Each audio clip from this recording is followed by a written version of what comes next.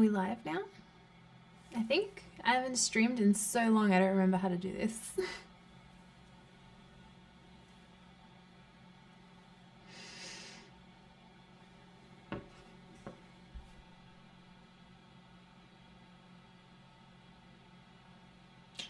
Hi.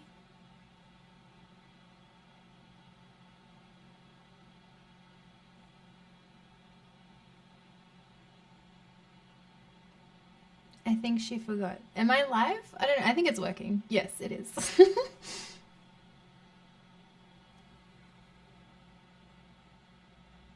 Hey everyone. Thank you for joining. I haven't live streamed in so long.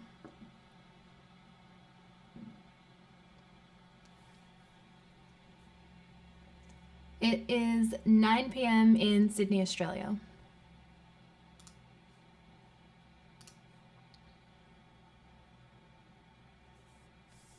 Yeah, let me know what city you guys are from in the chat. I always love getting to see where you guys are from. Sydney, Australia, over here. Belgium, Philippines, Nepal, Norway, Wales. Yeah, I think this stream time is good for Europe.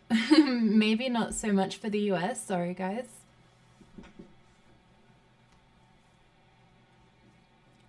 Hong Kong, Czech Republic, Bulgaria.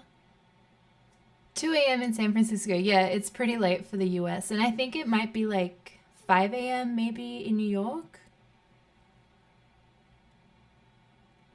Germany, Palestine, Seoul, Korea. Oh, I've always wanted to go there.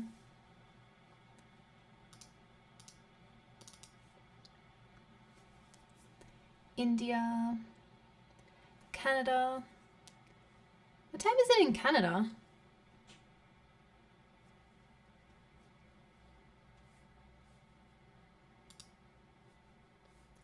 I'm going to switch to the screen for a second, but I'm still here, okay?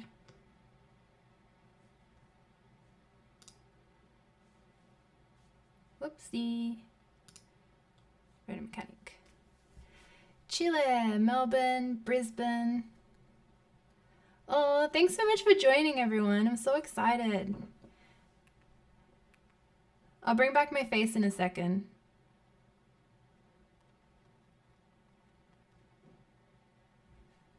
Thailand, Bris Vegas, Argentina. That's cool.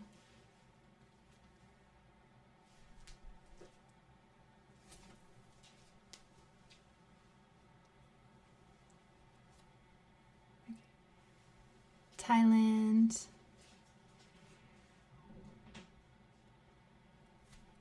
Azerbaijan. I don't know how to pronounce that. Malaysia. Oh, so cool.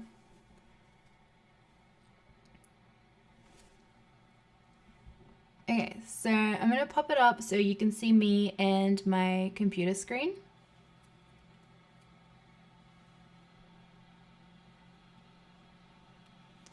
Brazil. Did you see the Saturn star event tonight? No, I wish I did, but it's raining in Sydney. I swear every time there's like some kind of like meteor shower or something cool's happening with the moon or the planets, it's always just cloudy and rainy here, so you can't see the sky at all.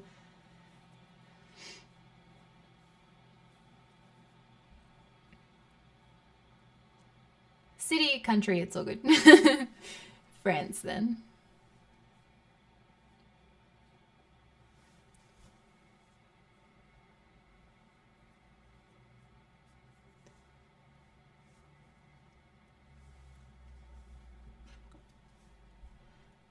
I'm a big fan before, but now I'm an aircon. Nice.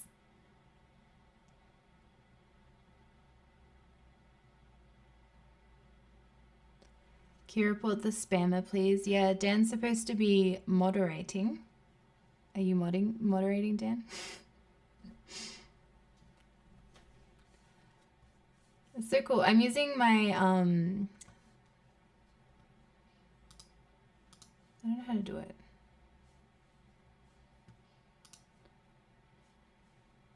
New York City.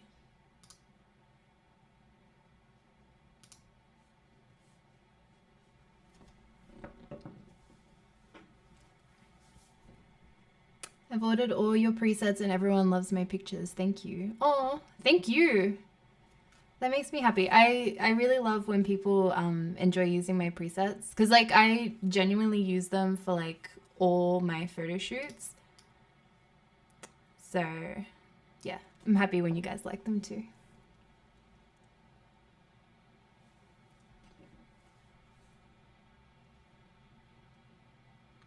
How's the audio for you guys? Dan was saying it sounds a bit noisy. Is it okay for you?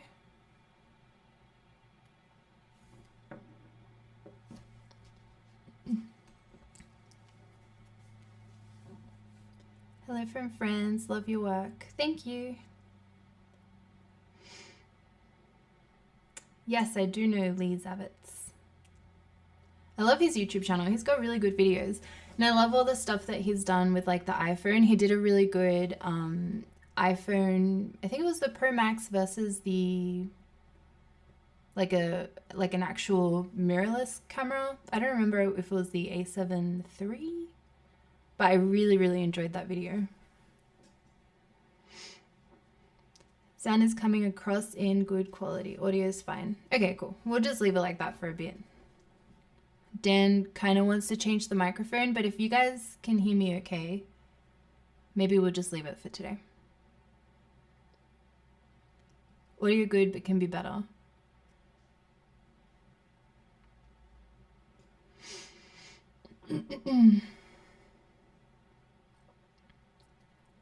Please don't spam questions, guys.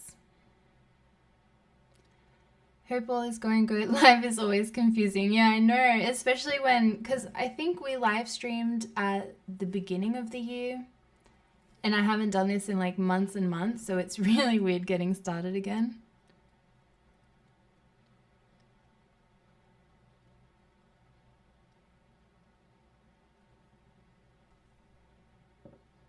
When you turn your TV on just at the right moment. Hi from the Netherlands.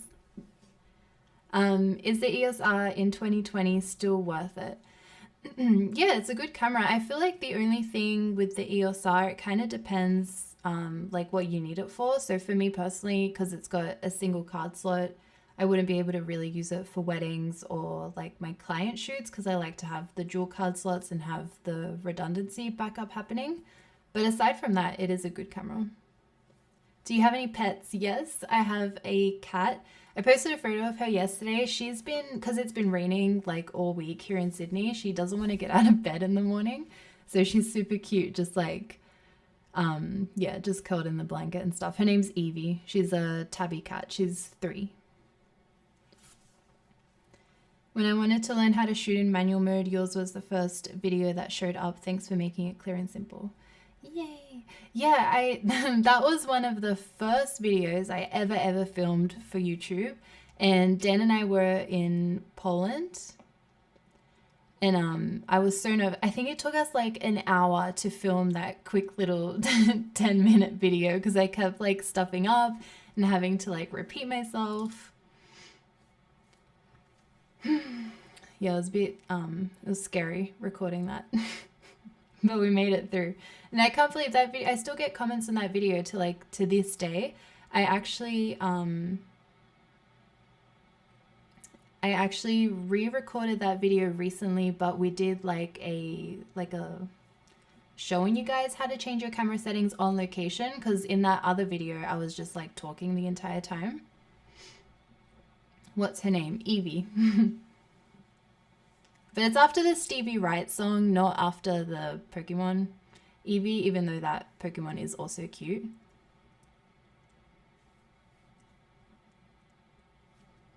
What is your opinion about Sony A7 III? I had to check that said 3 and not 2. I love the A7 III. It's like my main camera that I use for like literally everything.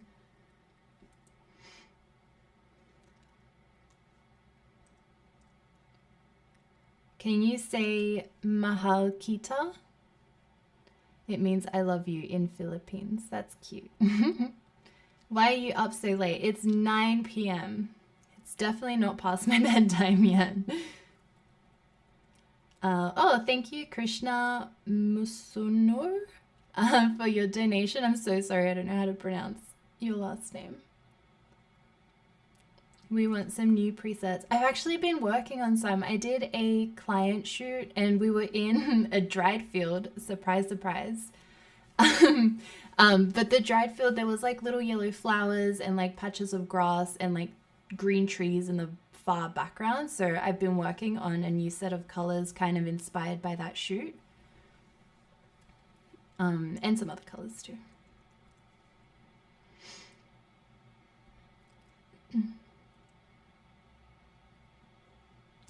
Okay, so we are going to be culling this photo shoot that I did on the Sony A7C and the Sony 55mm f1.8? Yeah, f1.8. And the app that I'm using here is called Photo Mechanic, and I love, love, love Photo Mechanic for culling photos. It, I believe it shows you like the high-res JPEG file from your RAW file. So basically, like every time you press next, it's always just loaded and sharp, ready for you to look at. So usually when I'm culling, I'm going through my photos really quickly. So it's super annoying if you press next and you have to wait for it to load the image. So I feel like, yeah, just makes it a lot faster.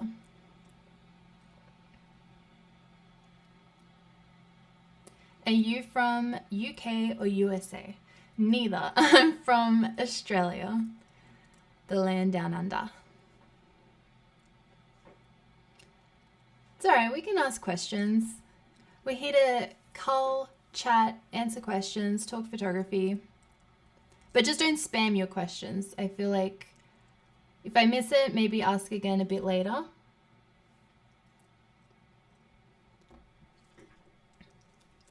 Ma'am, best DSLR of Nikon for wedding photography.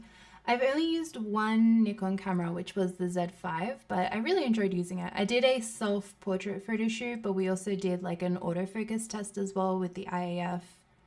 I really liked it. I feel like the files, like the color was like really punchy. Preset for winter, please. We have a lot of snow. I feel like, I don't know, in Australia, it's so funny, like the snow is a destination for you to go to. It's like, let's go to the beach, and in Australia you say, let's go to the snow, because it doesn't really snow anywhere. And I've actually never done a proper portrait photo shoot in the snow. But that would be really cool. I feel like that's like one of my dream kind of shoots. It'd be really cool to shoot like during the snowfall. How do I get my mouse to that screen?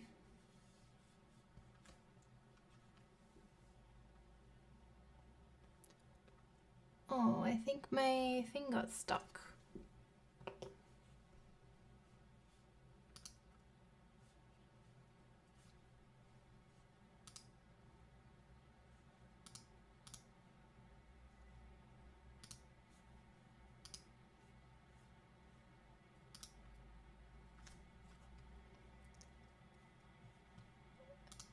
Okay.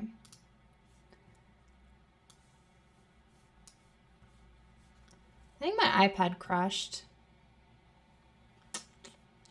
Fun, fun.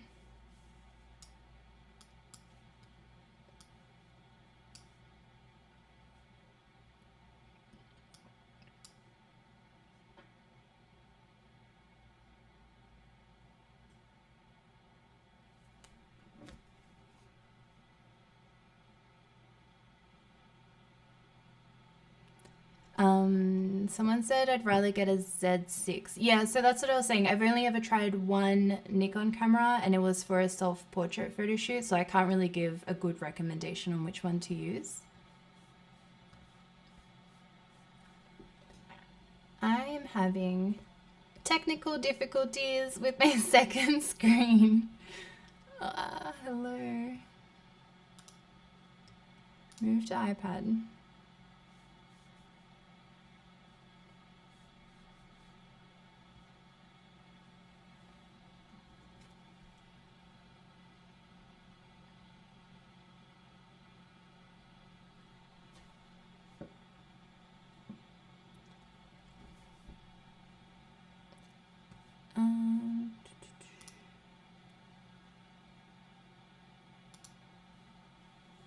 You're the reason why I justified buying my Sigma 35mm. Yeah, 35mm is the best. And I really like the Sigma one too. Okay, I'm back. Do you edit your photos on the iPad? Yes, I do. I love it so much. I feel like I spend a lot of time on my computer editing videos and doing like emails and culling my images. So it's really nice that when I'm done with all that process I import all the selected photos into Lightroom. And then I sync them to my iPad, and then I can go wherever in the house to just edit them. A lot of the time that wherever is on the couch. So it's really nice being comfortable while editing. 35mm gang. Yes.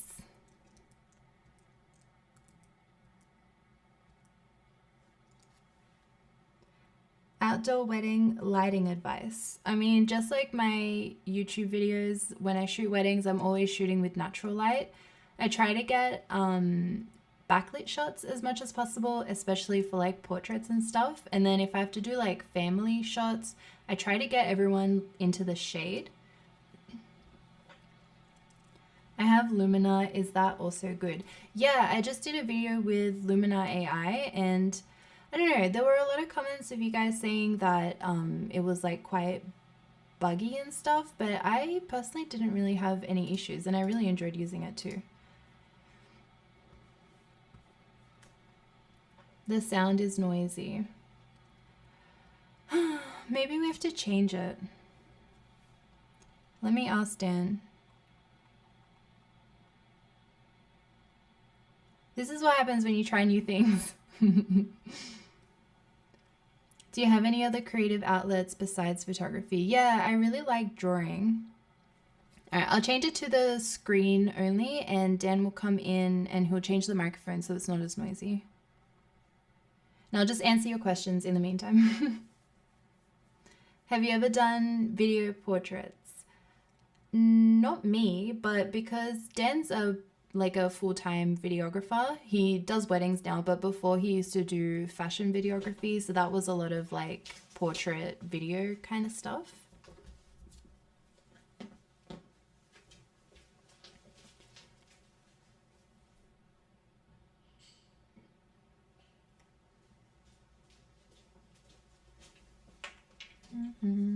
Which prime lens is best for crop sensor camera for portraits? So for me, my favorite focal length on full frame is 35mm. So I would say on crop frame, like if you like that look, the 24mm would be roughly the same equivalent. Otherwise, I feel like if you're only getting one prime lens, a 50 full frame is a really good way to go because it's super versatile. You can get like more wide angle looking shots. You can get close-ups as well. So that would be a 35mm for crop frame.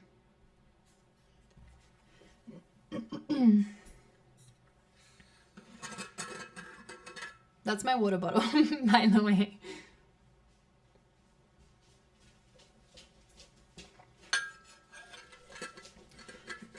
No, Dan was saying he could hear that weird audio as well. He said it sounds like noisy.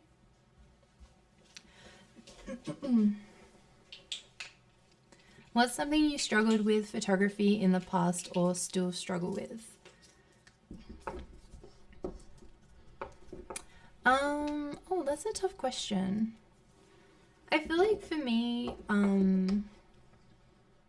probably like trying new things is something that I feel like I want to do more of. I don't know. It's kind of like, you know, when you live in the same city your whole life and like you do, huh? What? And like you do a lot of photo shoots in the same city. I feel like you kind of get tired of using the same locations all the time, but it's really hard to find different places to shoot in. So I don't know. That's kind of something that I want to improve on. Okay, we're going to cut the audio for a second and quickly switch microphones, so hopefully it won't be as noisy.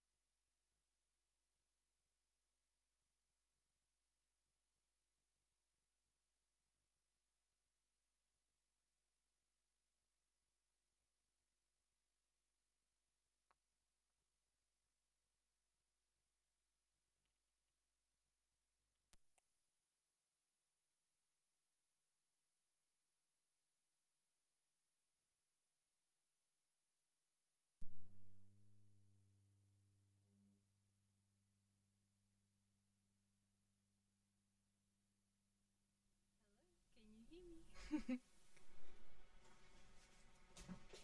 designed to wait in standby until I'm activated. Oh my like god, when you Google. say, "Hey Google, the status in." No sound. Does that button need to be on? 48? No, it should be on. Should I put my face back on? No, it's on. Is it on? Audio's back. Hey. How's that? Does that sound better? Hopefully that's less noisy.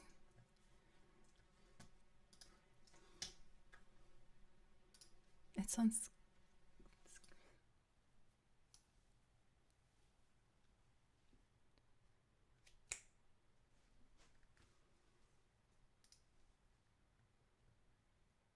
Welcome back.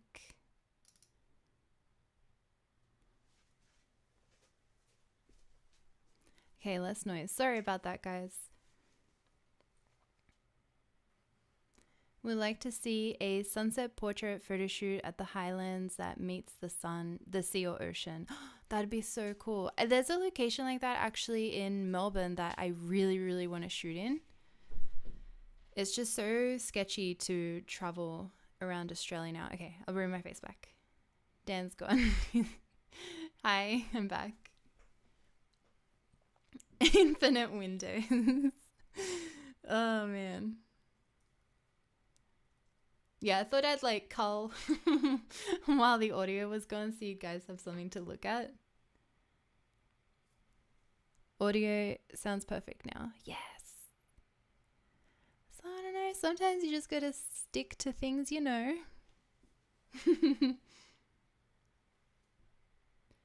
Thank you, Dan. My personal tech assistant.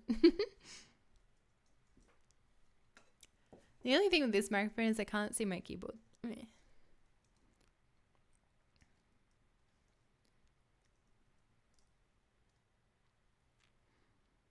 I'm getting a Sony a7 III very soon, but should I take their kit lens? I can't read today, I'm so sorry. Which is 28-70, or get a 50 1.4. Your videos are great, it inspires me. I personally always say I always prefer prime lenses personally. So this photo shoot here was actually shot on the 55mm f1.8, which is the budget version of the 51.4. So that could be an option actually.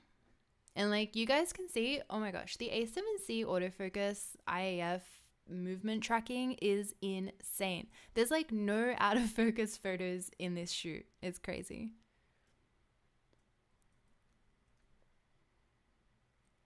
The A7 III's got good autofocus as well, but I shot this on the A7C. And yeah, I saw your someone's comment before in the chat. I also love when Steph smiles. It looks so nice. Also, there's like a spot here. We were like shooting and the sun had just gone behind a cloud, which is fine because it's in RAW, so we can adjust the white balance later. But then the sun comes out in a second and the photos look so warm and pretty. Love it. Oh, it's coming out.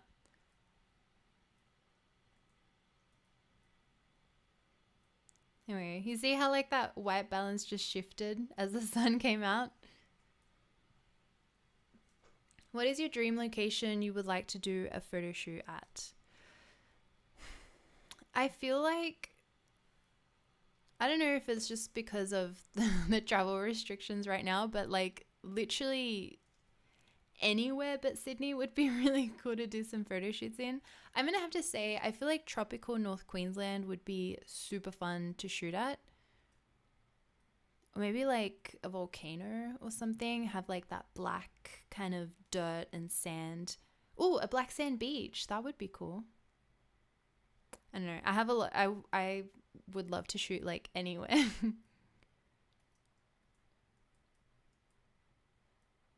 Oh, that one misfocused slightly, but it is a pretty shot.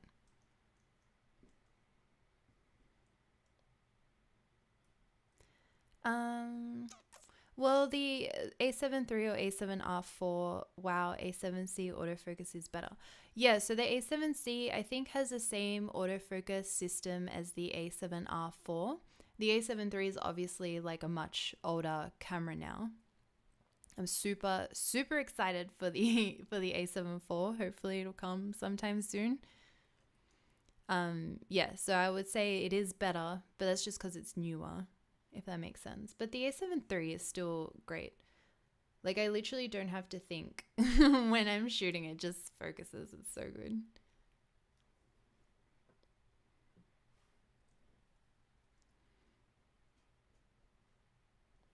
Do you worry about wrong cutting limbs on your photos? I actually cut limbs most of the time on purpose. I do like the kind of, I don't know which one I like better. They're like almost identical.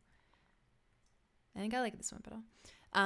Yeah, it adds kind of like a nice tension to the photo, so I definitely do it on purpose the majority of the time. Like usually when I get sitting down photos, I crop off like half of someone's foot. But in my set, sometimes there's always like the full shot with the entire foot and then me getting in closer because I want to crop the foot out a little bit.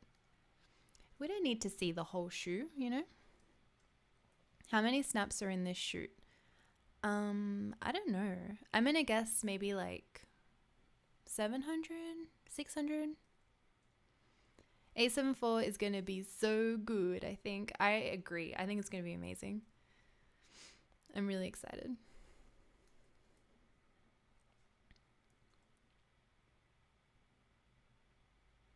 Traveled 1 year in Australia. There are definitely enough incredible locations. The red outback is also nice. Oh, that's another one I've always wanted to do, like an outback shoot with like the red soil desert.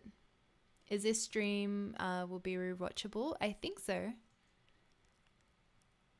Yeah, I feel like, I mean, the technical difficulties were a bit dodgy at the beginning, but yeah, I'll leave it up. I also want to do a few more live streams between now and the end of the year as well. And then obviously I want to keep them going regularly this time next year.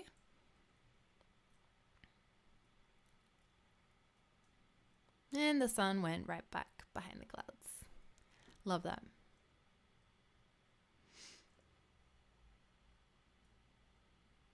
Will you edit? No, today we're just going to be culling. Oh, I really like that photo. Looks like a very genuine expression. That's nice.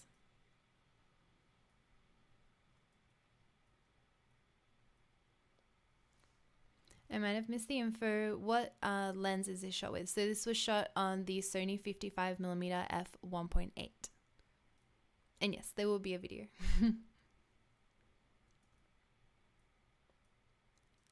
It's really nice though. Hey, I feel like you can see a lot of details like in her eyes and stuff, like where it's sharp.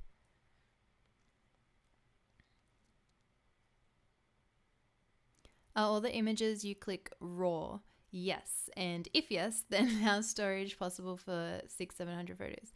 I'm gonna make a video about my storage situation because I've got a video about this already on my channel, but I did make it a couple of years ago and I've updated a lot of things now. We actually use like a NAS system to store all our files on, and it's connected, like it's not in this room. What are words? I don't know. Yeah, so I've got a lot of hard drives, NAS system. I've got an SSD connected to my computer, which is 2 terabytes, and that's only got the stuff that I'm currently working on. Ooh, I like this picture. You know what would be cool? If these were like hydrangeas. I don't know what they are. There's some kind of like Australian, some kind of Australian plant. I don't know. And yeah, I'm a digital hoarder. I don't delete anything ever. Also, triple backups.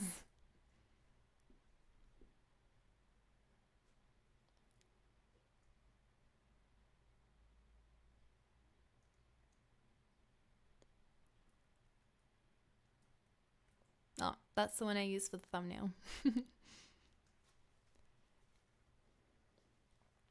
A74 will announce 3 to 4 months later. What?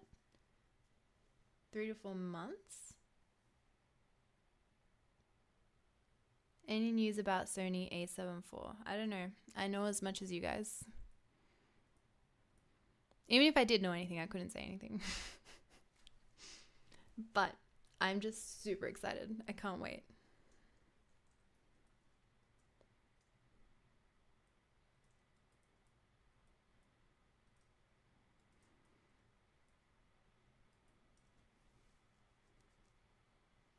I never throw out anything. My friends call me a back rat.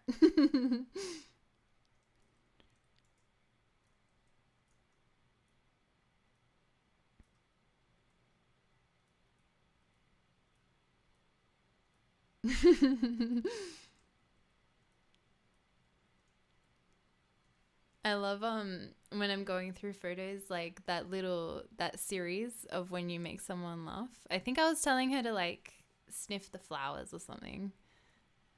It just makes me laugh when I go back and look at them.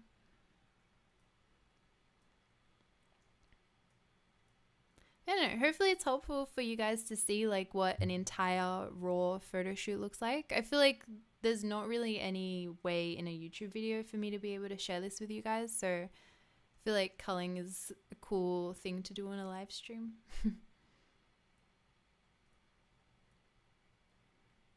Well, that's a nice one.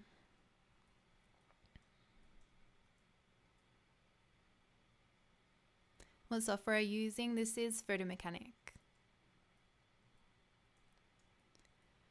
But yeah, we'll do some different things with all these live streams that we're doing until the end of the year, and then when we continue next year. So this year I feel like we'll do some culling stuff, maybe some Lightroom stuff. We can do some retouching in Photoshop. We could do whatever you guys want. We were talking before actually at the beginning of the year that we could do a Instagram or portfolio critique. And then I really, really want to start the I Edit Your Photos live stream again next year. The only reason why I don't want to do it now is because it takes a lot of effort to set that up. You guys send me literally hundreds of raw files that I have to like download and save the name of. So I figured just like some quick, easy streams for now. And then next year we can do the I Edit Your Photos.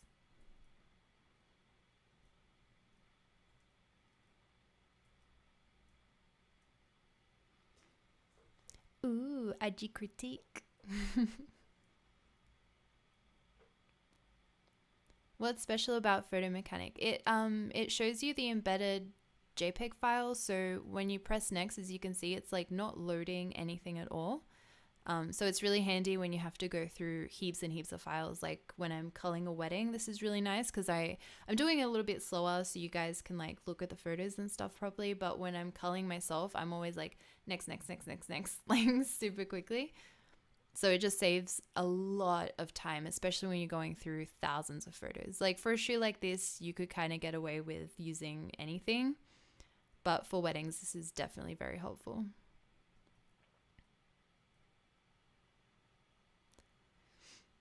No editing today. We're just going to be culling.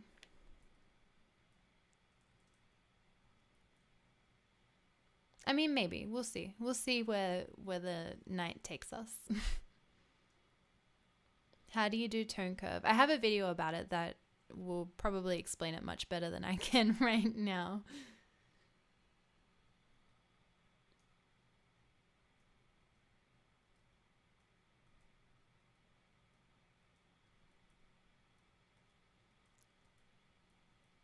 Yeah, my favorite, I love using the tone curve to add like that matte black look to a photo. It's got a little bit of a film vibe.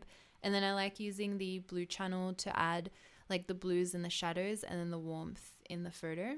They're my two favorite curves to use.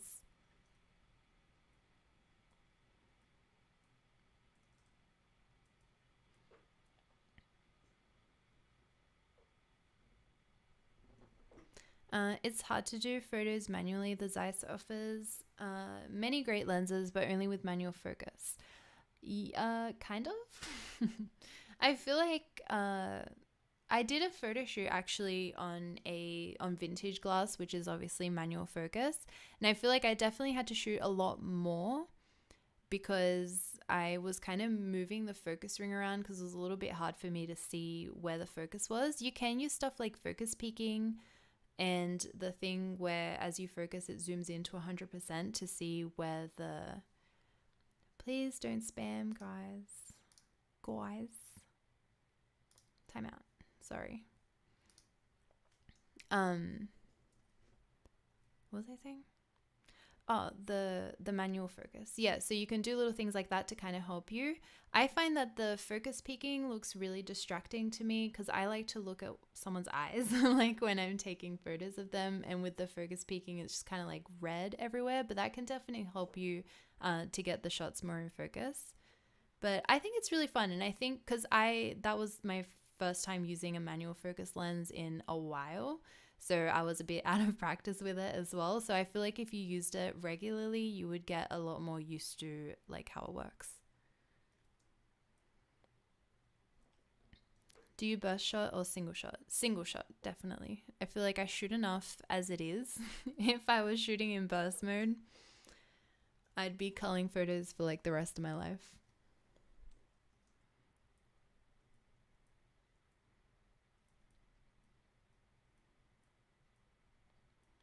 I was like trying to find like a creative pose that we could do with the wall. I feel like these are okay. I don't know if I love them, you know? No, I was trying that like for a close-up. But I don't know, I think it looks a little bit awkward.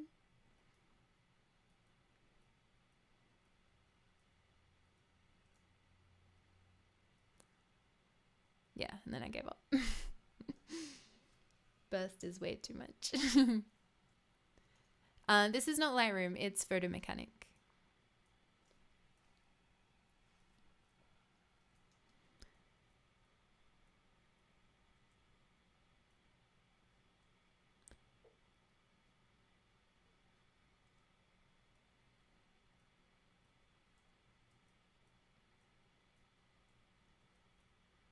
Oh, I wish that one was in focus.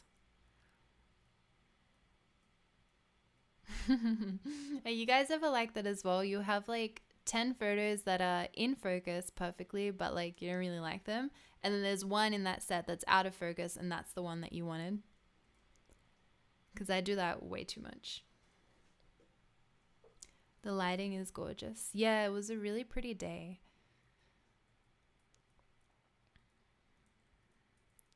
I wanted to use like these leaves because I like how they cascade down. It looks like a willow tree almost, but I'm pretty sure it's not. I just really liked it. Do you cull with colors, ratings, or flags? I do ratings, so I give everything in the first pass just 1 star. So that's what I'm doing at the moment. I've just got my finger on 1, and I just give that to anything that I like. I try to be as like tough as possible with the 1 stars because like I hate having to cull heaps the second time. And yeah, then the second time I give 2 stars, and then I'll usually open up that batch of photos in Adobe Bridge so I can bring up like a few of the thumbnails together, and then I like get rid of the ones that I don't like.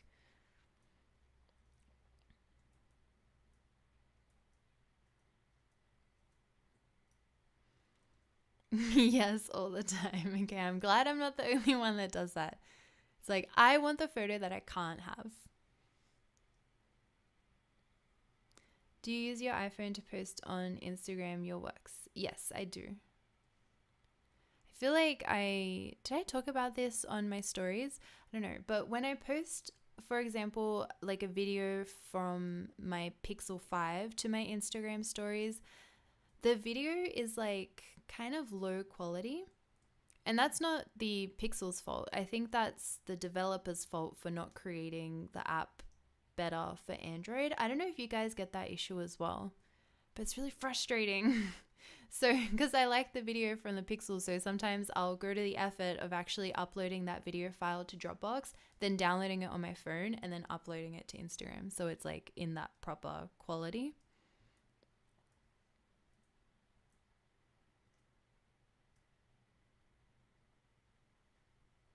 When I edit, I don't see a difference between RAW and JPEG. Why? And can you give me some tips? Well, it's not exactly something you see out of like the file that, like, for example, this is a RAW image, but it could also be a JPEG, and like you can't really tell the difference. The difference is when it comes to editing, a RAW file has a lot more information in it. So if, for example, by accident, you really underexposed a shot that you really like, the RAW file should have enough information for you to bring up the exposure and still have enough details, whereas the JPEG might start falling apart as you bring the exposure up. And then the same goes for like if you've got like a super bright sky in the background and you want to bring down the highlights, a RAW file you could probably do that, whereas a JPEG you might not be able to. Oh, I like that, but I don't like her hand.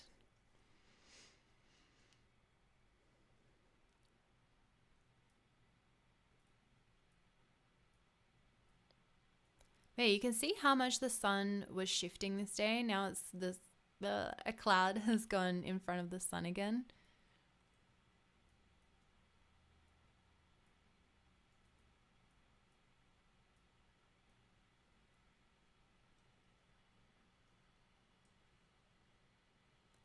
You can download Google Photos on iPhone. Yeah, I have that, but I've got a free account, so it only uploads like the high res version, not like the full res version. But yeah, sometimes I do that as well. How do you deal with the shadows under the eyes? I usually use frequency separation in Photoshop to retouch my photos, and like literally I try to do as little retouching as possible because most of the people that I shoot with have amazing skin. So the main thing that I do is just remove the under eye. I've got a tutorial about frequency separation and retouching on my YouTube channel if you want to check it out, like for a more detailed version. But it's super easy because it has like 2 layers, which is like the color and then the texture. And you basically just paint, like you stamp tool from like the brighter part under the eye and put it here on the under eye, and it brightens it up and it looks really natural because it still saves like that skin texture. Sounds like my retouching, less is more. Yeah, I agree. I used to do a lot of retouching, but I've been trying to like tone it down a little bit. And the sun's back.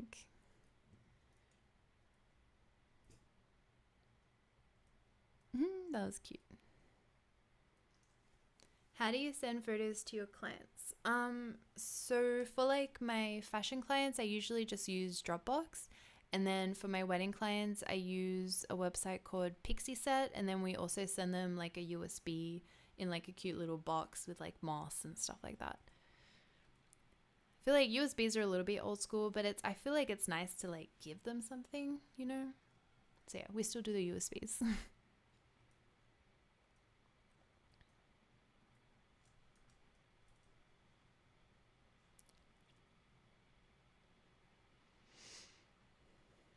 I test myself between uploading from iOS, Android, and web. The worst was from the web, then Android and iPhone upload look more precise looking. Huh. I actually haven't tried the web, but I agree. I feel like Android looks a little bit lower. Sorry, I won't leave it on a half blinking photo. The Android looks a little bit lower quality, like pixelated almost, but the iPhone's good. Do you use reflectors for portrait shoots? I do for my client work. I don't on YouTube because I might start because I kind of want my photo shoots on YouTube to be like accessible and doable by like anyone who's watching, if that makes sense. And like, while I've got Lydia who does the makeup on all my shoots, or I could get like maybe ask someone to come and help me. I know not everyone has the luxury of having an assistant at a photo shoot, so I kind of want to show that like you can still take beautiful photos like this without a reflector or help or lighting and things like that. That makes sense. I don't know. Do you use a white sheet to get correct white balance on location, or do you add it in post? I do my white balance in post. I always have my white balance set to like somewhere in the 5,000 mark in Kelvin, just because I like all my photos to be the same. And then I correct it afterwards. I feel like it's really hard to do like proper white balance on the back of the camera because you can't really see properly, and like the lighting on the day kind of affects what you're looking at as well. So I just like doing afterwards.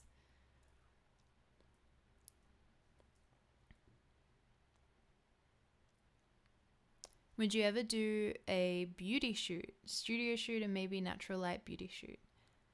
That would be interesting. I feel like I need to practice. I don't really do beauty shoots that much. I've done like a couple over the years.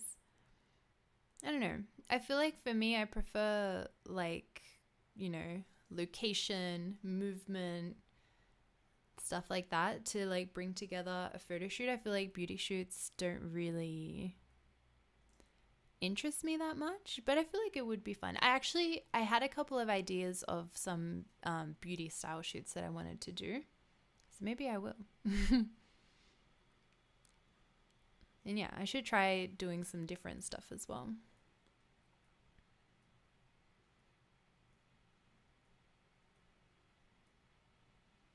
Ooh, that's pretty.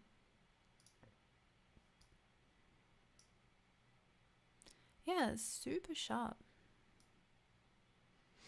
Also, her eyes are beautiful, the color. Upgrade camera body or lens? I think the lens is more important to upgrade.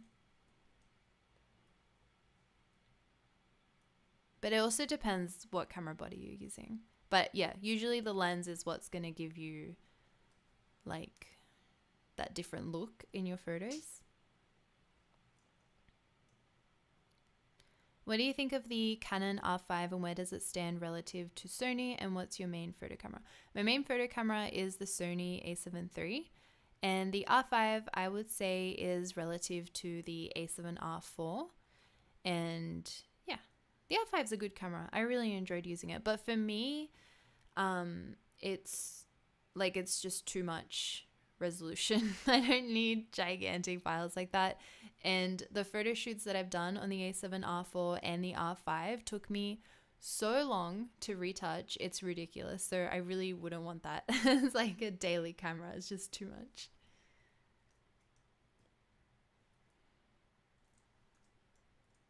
Beautiful files though.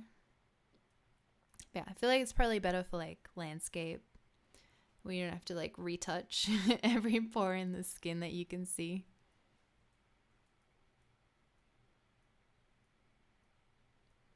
We found this cool like archway thing with like these leaves hanging down that I really like, but you guys can see there's like an ugly gigantic sign on the front of it. So I was like, I wanted to get some movement shots, but I was finding it really hard to cover it up. But it's like a cool framing. But I don't know if we got like the shot here. Oh, that one's pretty.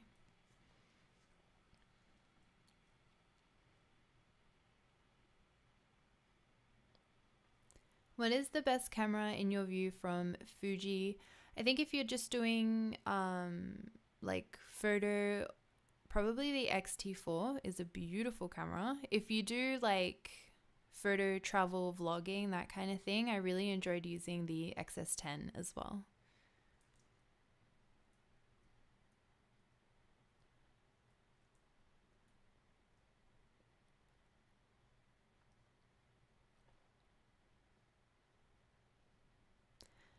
Does shooting in a flatter profile like Sign 6 help better in post with saving detail than standard picture profile like for video? No, because if you want to try this out, if you go and use your camera, take a photo in standard picture profile, then take a photo in like a couple of other picture profiles, when you download that to your computer and open it in Lightroom, it'll either reset it back to standard or you'll see that it just has like the sliders applied to it.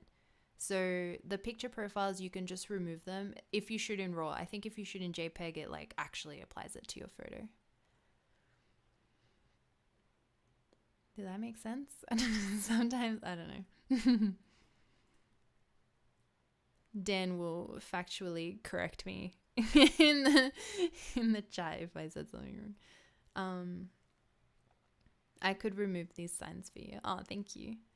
I can do it too, but it's just, you know, it's like one of those things like you should get a writing camera so you spend less time editing.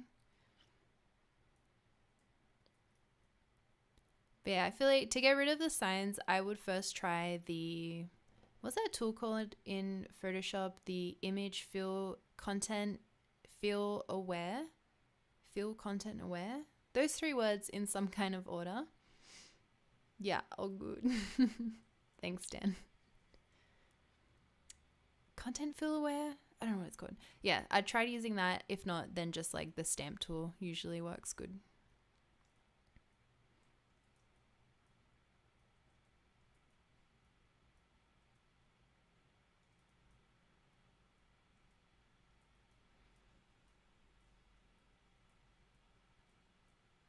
We're almost at the end of the shoot.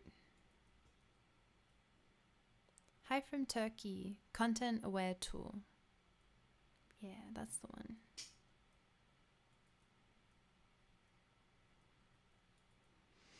I've been working on some new vlogs and stuff to upload to YouTube soon. I realized because we can't travel anymore, like before when we traveled, it's when I used to make vlogs for you guys, and because I haven't had that, I haven't filmed any. And I was like, I just realized that, and I was like, hey, let's make some vlogs. Dan and I have been like redecorating our house because we moved earlier this year and we haven't been able to go out furniture shopping and stuff because of everything going on. So yeah, vlogs incoming soon. I'm excited.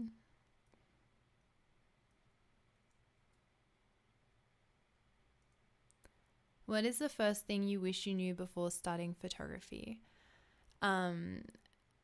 I wish someone had told me that I don't need to wait until I feel ready, if that makes sense. I feel like I waited way longer than I should have to like start charging for my photography or start advertising that I do certain types of photography that people can hire me for. Like I was always just second guessing myself and my work.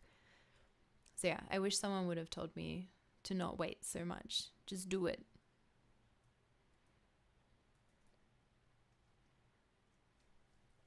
Yeah, I'm going back to me. I'm going to open up, well, I'm going to move these files now into Bridge.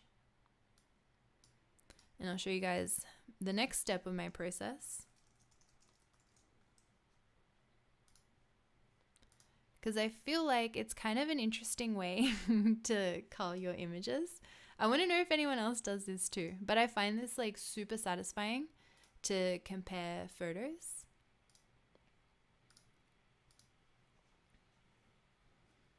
How did you go about building a portfolio? So when I first started photography, I used to shoot a lot of self-portraits and portraits of my sister. And then as I started getting more confident, I would ask my friends to model for me and like people from school. And then after that, I would find models online and then I would do test shoots with models. So I feel like, yeah, that's how I did it. A lot of shooting. I was always out shooting all the time, just trying to create stuff. But I feel like modeling agencies are a good way to go to do test shoots. That's free to do. It's like, what's it called? TFP, time for print. So it's like time for digital photos.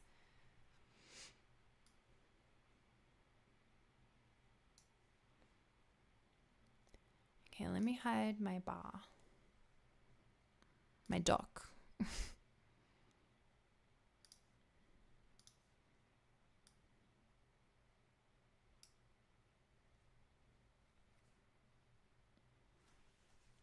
Is it okay to learn photography with a professional camera? Yeah, you can learn photography with anything, a cheap camera, an expensive camera. What camera are you using at the moment? I'm using the A7 III.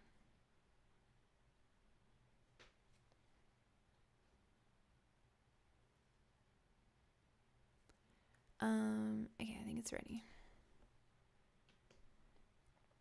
Okay, so now I'm in Adobe Bridge.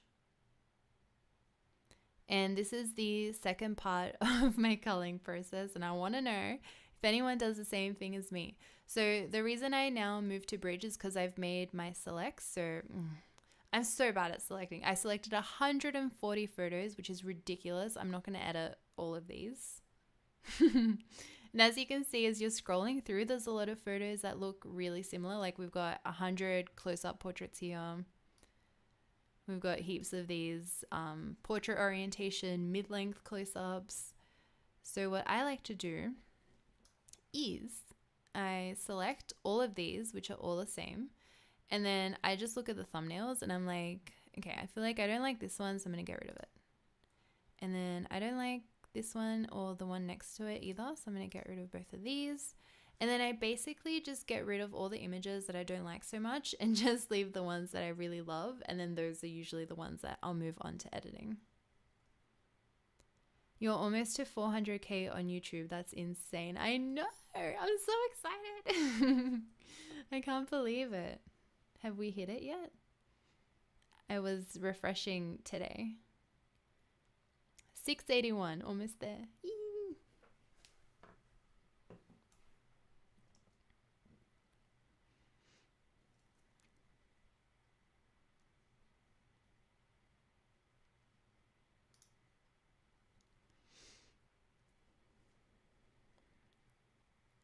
Fantastic shoot, Julia. Thank you. My name is Francesco Trotti, but I'm not American, Italian. It's amazing. Yeah, I'm actually, I call myself South American because my parents were both born in Argentina. And my last name is definitely Italian. I think like my great-great-grandfather was Italian because my grandmother was from Spain. So there's like some Italian blood, but I grew up like learning Spanish. So yeah, I call myself South American background. I feel like the two best ones are like these. I think I like this last one the best. So I'm going to get rid of that.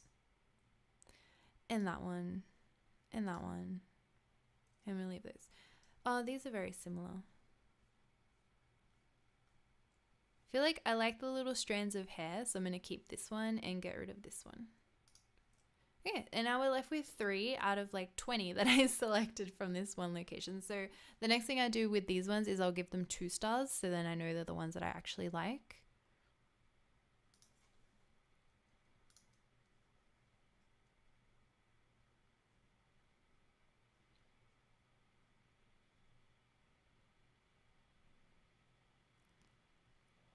What are the mistakes when you started photography? Oh my God. The biggest one that comes to mind is that I'm a natural light photographer, right? And you'd think that I would pay attention to where the light is so I can make my life easier. But no, I used to plan shoots for 11 a.m. and then we'd be shooting from like midday till 2 p.m., which is like the worst, harshest, brightest lighting of the day. So that was a big mistake that I used to make. And I made it like a few times before I realized that I can book a photo shoot for the afternoon or I can book one in for like the morning where the lighting is a lot nicer and it reflects my style of work a lot better. So yeah. I don't know. It sounds so stupid when I say it out loud, but it was just like a genuine thing that I didn't realize what I was doing at the time.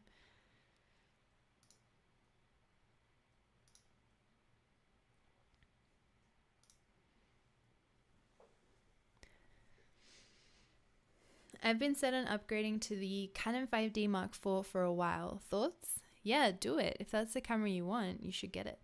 I used to use the last DSLR that I've used was the Canon 5D Mark IV, and it's a great camera. I shot so many weddings, so many client shoots, and like you can still, I know a lot of people that still use it to this day as well.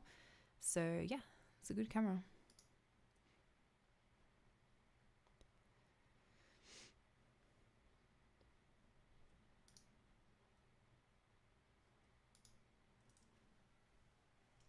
I can't see my keyboard because of the mouse.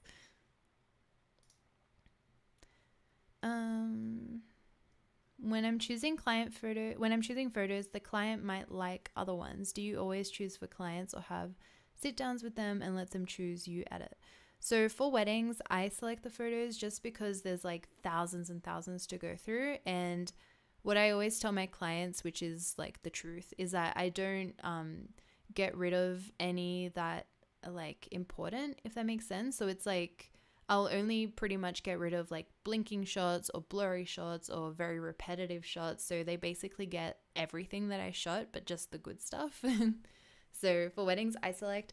And then for fashion shoots, I'll usually do my one pass that we just did in Photo Mechanic and get my selection down a little bit. And then I'll send them thumbnails of like that whole shoot and they can pick from that.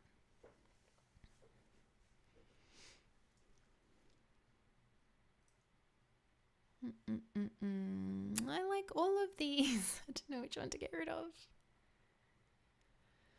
I feel like I really like this one. Maybe I'll keep these two smiling ones.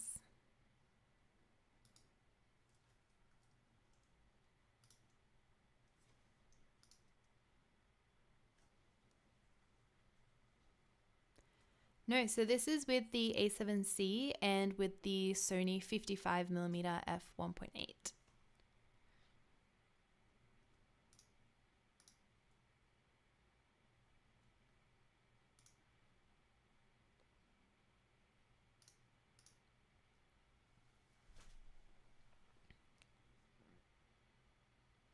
What's this shoot for? How long did this take?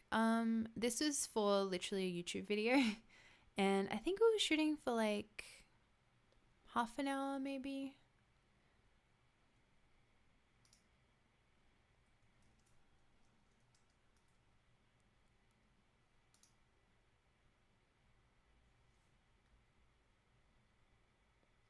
Oh, this is, I did finish my thought. Okay, sorry.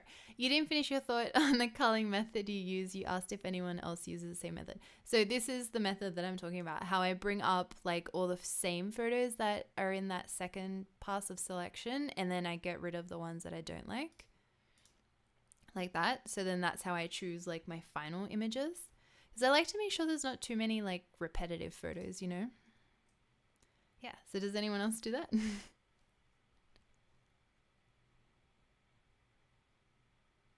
Love that one. I'm gonna get rid of the top three. I like that too. I really like that one. Yeah, these three. What's your favorite lens? Literally any 35mm lens. I would say for Sony, the Zeiss 35 1.4, which there's rumors that there is going to be a new 35 from Sony next year, which I'm also very excited about. Okay, there's too many to do that with. Let's go portrait ways first. But it's funny when you look at a photo, like for example, when you're looking at the photos individually, it's like they look nice, so you select them. But then when you see them as a whole, like you realize this one, for example, that arm's a little bit awkward. Like it just stands out so much. How did you learn photography? I learned by doing a lot of assisting work for other photographers. So I used to work at a photography studio where the main photographer did actors' headshots.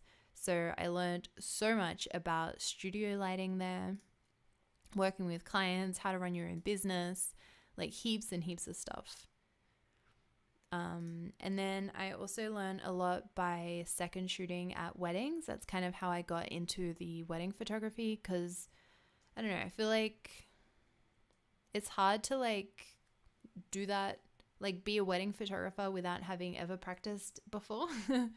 So yeah, I was doing some second shooting. So it's really nice to get to see how other photographers work, and you get a lot of tips, and the people that I worked with were super nice and were always just giving me advice and answering all my questions, which was super awesome. Yeah, so I feel like, yeah, the assisting and then just practicing, like always being out shooting, doing stuff. So hi, regards from Scotland. You're the best. Thank you. I love Scotland. I miss it so much. It's such a beautiful place. Dan and I were on road trips for hours every day that we were in Scotland, and I took so many photos.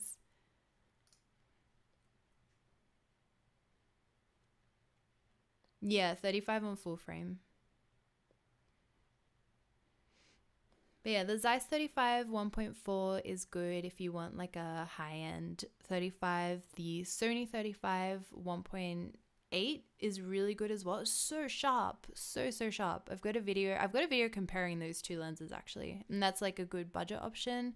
And then for Canon, I really like the RF 35 1.8. Was really nice. And then the Samyang 35 1.4 was great as well. I use that on the A7 III and the A7C. There's so many good options.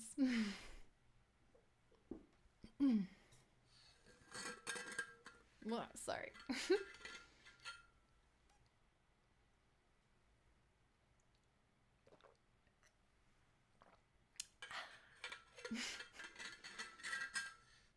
Do you shoot with Sigmas or not at all? No, I don't have any Sigmas. No, that's a lie. I have the Sigma 35 1.2, which is beautiful, beautiful. I have a video about it. It was the photo shoot with the cherry blossoms that I uploaded like a month ago, I think.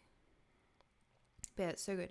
I feel like the autofocus speed is like not as fast as what I'm used to with like the native glass that I normally use, like the Zeiss 35 1.4, like the 50 1.4, but the photos are like so sharp, and I shot them all at f1.2. So yeah, I'm really keen to do another shoot with that because I really liked it a lot. I'm stuck. I don't know which ones to choose. I feel like I want like a good looking at the camera one. Did we do more? No. I guess that one's cool.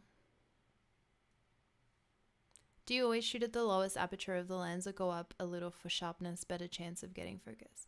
Yeah, so again on my YouTube videos, because a lot of the time I do lens reviews, the hardest place for a lens to focus well and accurately and fast is at wide open. So I normally always shoot that at wide open just to see how something works in like the worst conditions. But when I'm doing like fashion photography, for example, if I'm doing like an lookbook thing on location where you need the model and the outfit from head to toe to be in focus, I'll usually shoot at like f2.8 or something. And then for weddings, I usually shoot at f2 just so I don't have like that yeah, too many shots that are out of focus.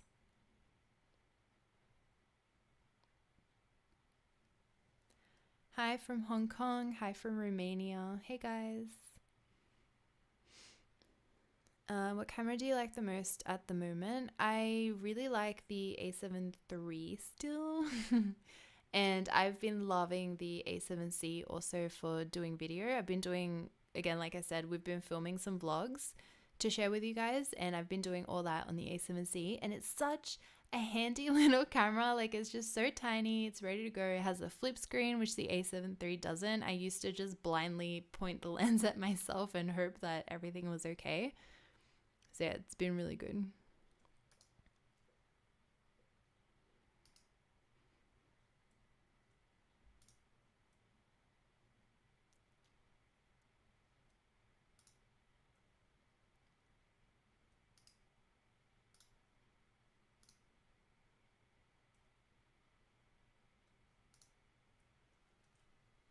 Will you save this stream? Yeah, it'll be up on YouTube. On the YouTubes. I don't know. Are these awkward? I don't know. The ones with the arm, with her elbow up on the wall. I feel like they kind of work.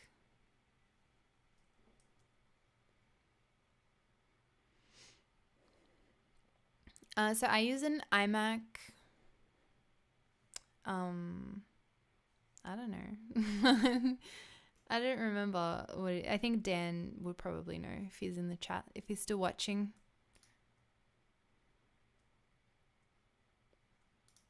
I like that one. It's a bit of a dreamy iMac 5K. There we go. I was thinking maybe you would have more details, but it's okay. Yeah, so I use an iMac 5K, but I mostly use this to do all my video editing and retouching and culling photos. And then I've also got the iPad Pro, which I use to edit my photos in Lightroom. So I'll import all this into Lightroom and then sync it to my iPad and edit there. So I feel like I spend a lot of time sitting here. So I kind of, yeah, I like being able to edit wherever I feel like.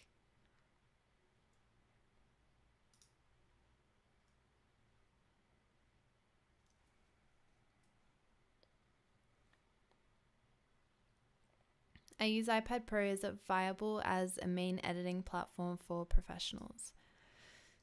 I like both of these.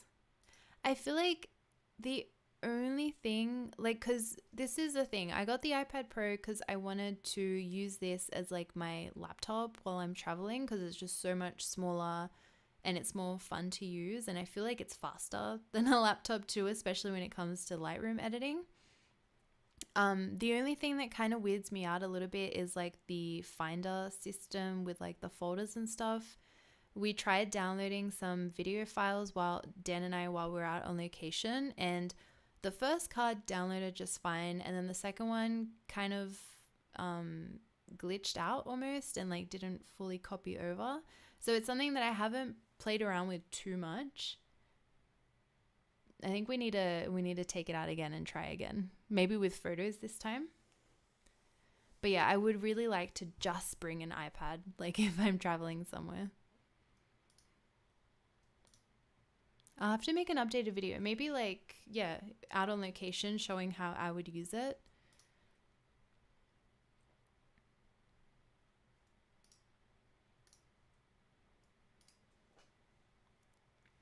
How do you deal with storage space on your computer? So on my computer, I only have like software. So like Photoshop, Lightroom, Luminar, OBS, like everything that I use on my computer has just only got programs installed. And then I use an external SSD to put all my files on, which is what, like, I only have current photo shoots and videos that I'm editing on that SSD. So I've got a 2 terabyte one connected to the back of my computer. And then it's backed up in 2 different places as well that are not here. It's on like the NAS system that we have. So yeah, luckily my computer never runs out of space because I just don't store anything on it. I feel like this, and this are really similar. Do you guys have a preference? Hey, thanks Dan. That's my iMac. Do you use special instruments for editing photos like special keyboard and etc.? No, I just use like the normal keyboard and my mouse, and then when I'm retouching I use my Wacom Bluetooth tablet. It's the Intuo. Oh, it's here. I'll use this. Oh my god, look. You can see where I've used it heaps. That's funny. But yeah, I love this one because it's it connects via Bluetooth. I used to have just like a USB connected Wacom tablet, and it's so annoying because you've got like the whole cable just snaking around on your desk. Kick the first one.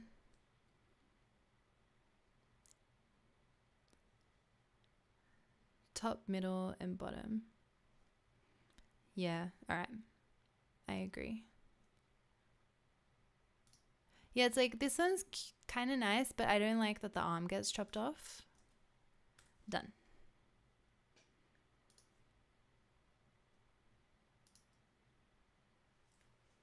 Does it make easy editing, and how much? Yeah, so I like using the Wacom to retouch with, because when you're retouching, you do a lot of tiny little brush strokes. So if you're with your mouse, you'd be like clicking heaps and heaps like every couple of seconds, which is kind of annoying. And it's also it's just got this pen, so it's just like you're kind of like just drawing with it, and it just, this pen acts like the mouse on your computer. So yeah.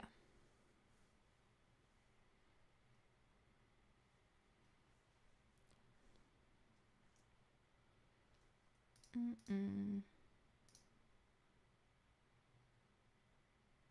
feel like this one's kind of interesting, but I like it when she's smiling too.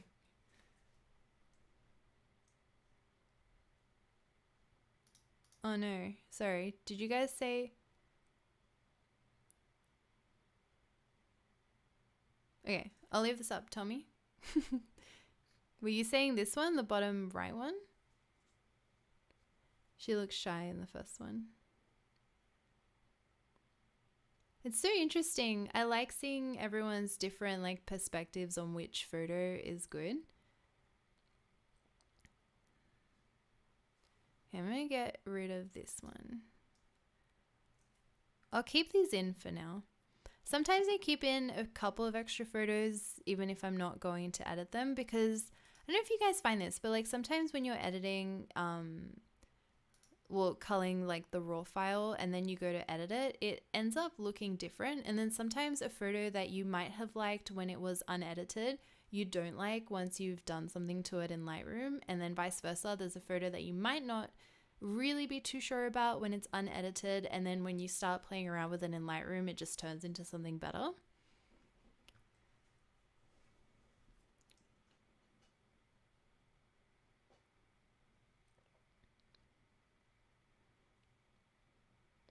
Why not try an urban setting in the CBD, for instance? Oh, I have some city shoots planned that I really want to do, but because of the year that we've been having, I feel like it's not really safe to be in the middle of Sydney. So I'm saving up that idea bank, and we're gonna use them when it's safer to go out. Because it's like Sydney was all good and we had no cases for ages, and then now all of a sudden there's cases again. So you never know, and I'd rather just be safe than sorry and not put like my team in like a, I don't know, a bad situation. But yeah, I do have like a few photo shoots though. Usually we shoot on like the suburb streets. So there's a few like that.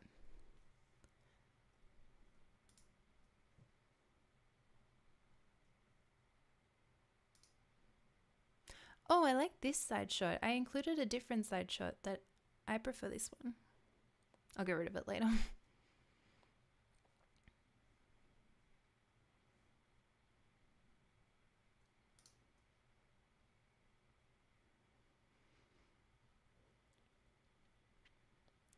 Correct me if I'm wrong, but Tamron 70 at 180 for Sony impressed you heaps. Yes, I love the 70 to 180. It was so good. I was considering getting it. The only thing is that it's 2.8, right?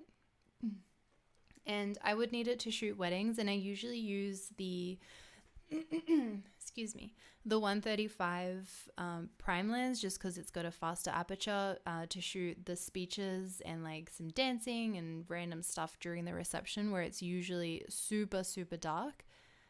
So the 2.8 I don't think would have been like enough, but for outdoor portraits and maybe not as dark lighting, it's so beautiful.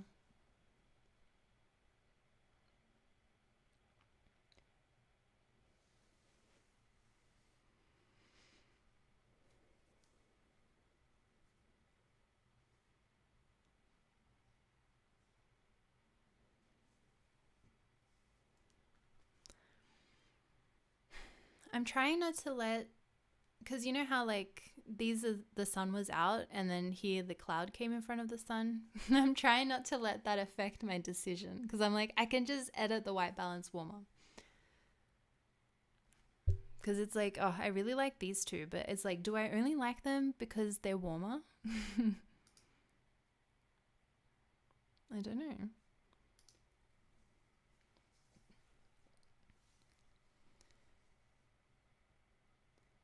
Do you have an idea about Wacom Cintiq?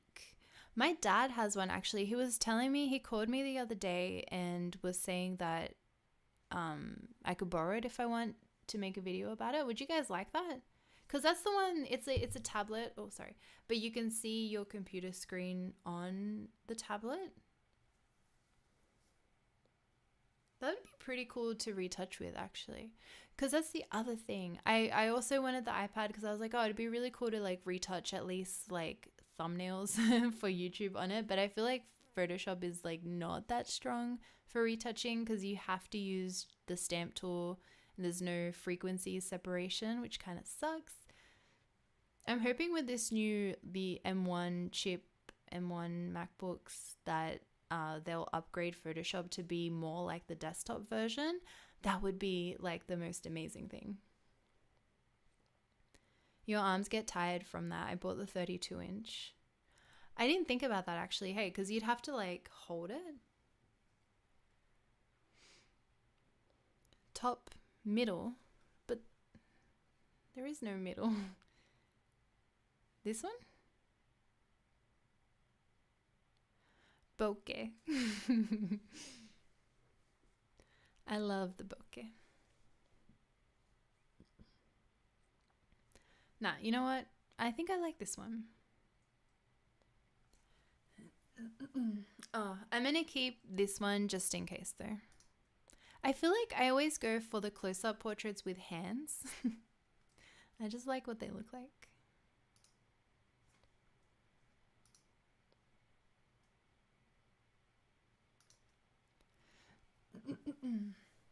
What do you think of 85mm? I'm currently using Samyang 85 1.4. I love the Samyang 85 1.4. That was one of the last behind the scene photo shoots that I uploaded. Also, it was in like such a dream location too. We had just come across this like random field of white flowers. It was incredible. But yeah, it's a beautiful lens. I feel like it's great for like if you like that foreground to background separation. I think my two favorite focal lengths are 35 and 85, and the two of them together are like magical.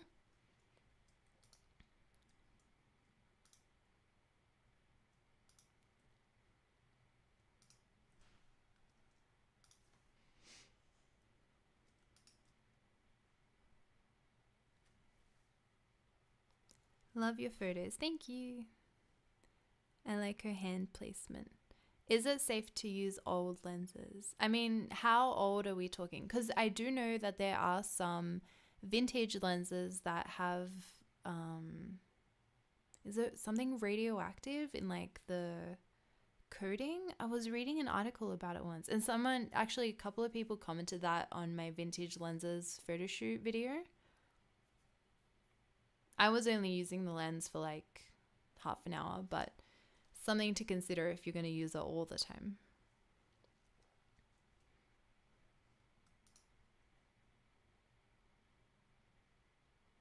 I love that one. That one's cool.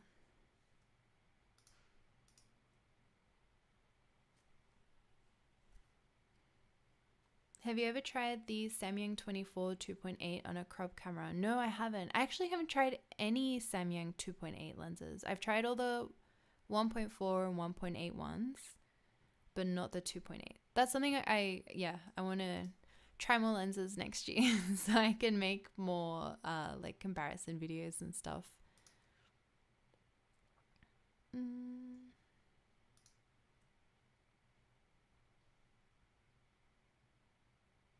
I don't know. Maybe I'll keep all of them. Are these shots slightly underexposed? Sometimes I'm scared that I underexpose too much to retain detail, but scared exposing too much for the subject that the background is fully blown out. I would say these are pretty correctly exposed.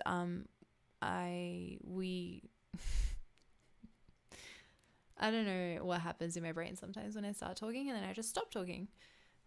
The background was like really bright. So when that happens, I usually just don't care too much sometimes when there's bright spots in my photos.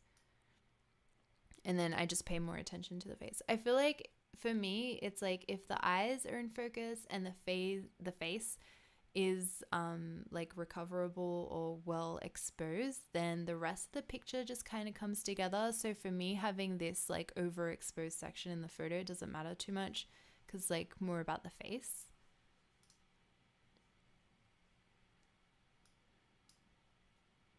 Okay, so I'm going to move the 1 stars into deselects, and we are left with 55 photos, which is still way too many.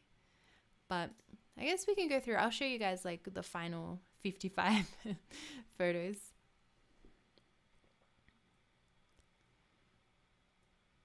Who's your favorite fashion photographer and videographer? Videographer, I don't know. Fashion photographer, I love Tim Walker.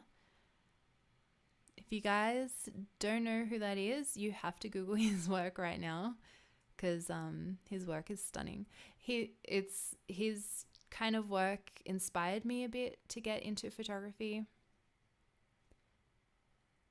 But he shoots a lot for like big magazines like Vogue and stuff like that. But he does like super crazy kind of fairy tale settings.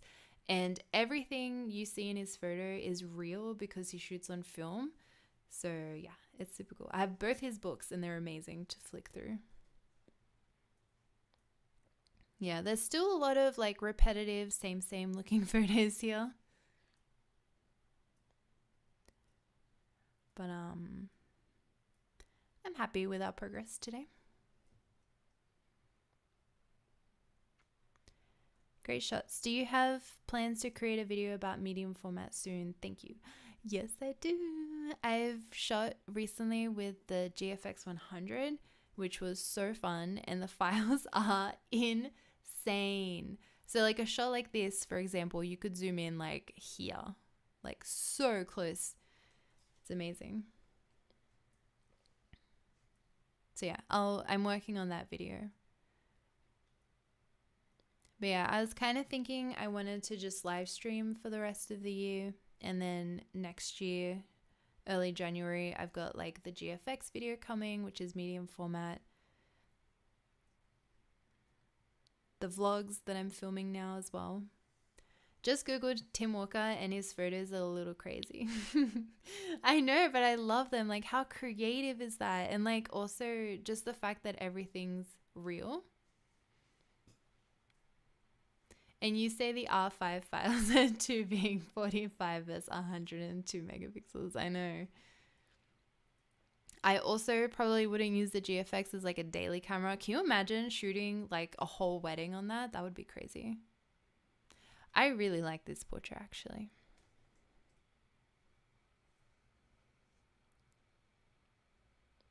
Have you ever been in the Benelux? I don't know how to say that. Like Netherlands, Belgium. No, I haven't. In Europe, I've only been to Poland and Germany around there, and like the UK, Scotland, Ireland. But yeah, not to the Netherlands. I wanted to go. We were actually last time we were in Poland. Yeah, I don't like this one anymore. I'm gonna give it 1 star. I love this one.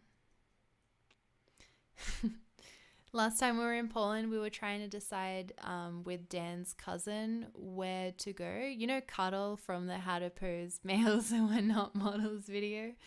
We were going to go on like a trip with him and his girlfriend somewhere, and we were trying to decide. I think our two options were either Austria or the Netherlands, I'm pretty sure. And we ended up in Austria. And now I don't know when we're going to go back. Junior, thank you so much for your donation. That's really nice of you. Oh, that's a cute little, it's got a little emoji thing. Greetings from Prague. Oh, that's also somewhere I really wanted to go as well. Have you seen Royal National Park? Yes.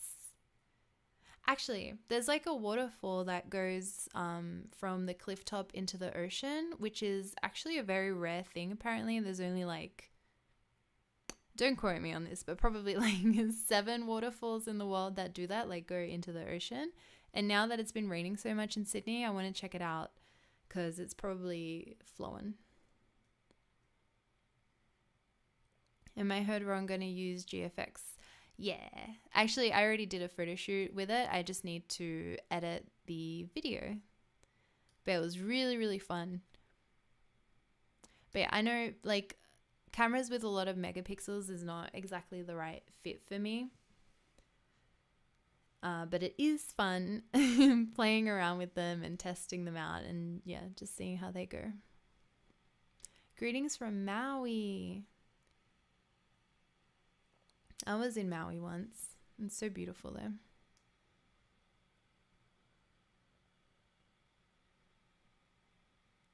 Next time you need to visit the Netherlands, I think you would shoot some beautiful shots there. I would love that. Is winter like a good time to go? Maybe like, because I would love to, does it snow there? Surely, right? I don't know.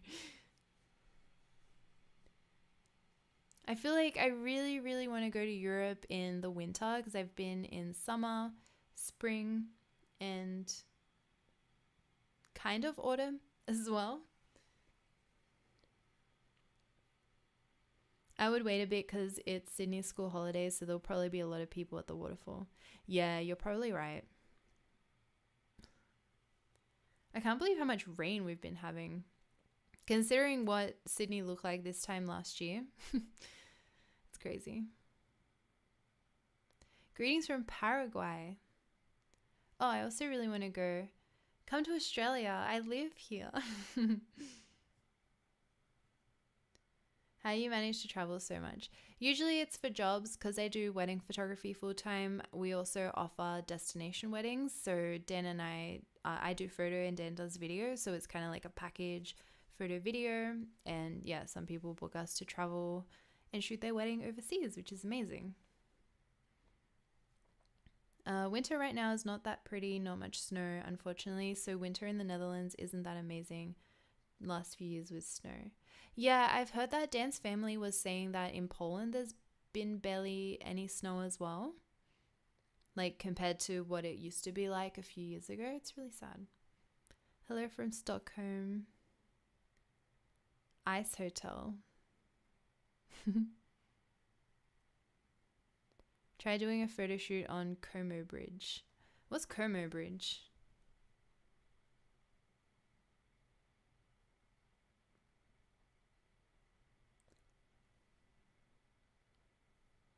Como Bridge. Ooh, that's cool.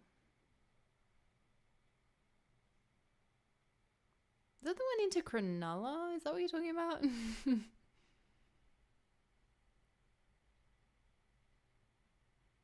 Or is it abandoned? I feel like I've seen it somewhere. I notice you don't shoot with the viewfinder. Is there a specific reason?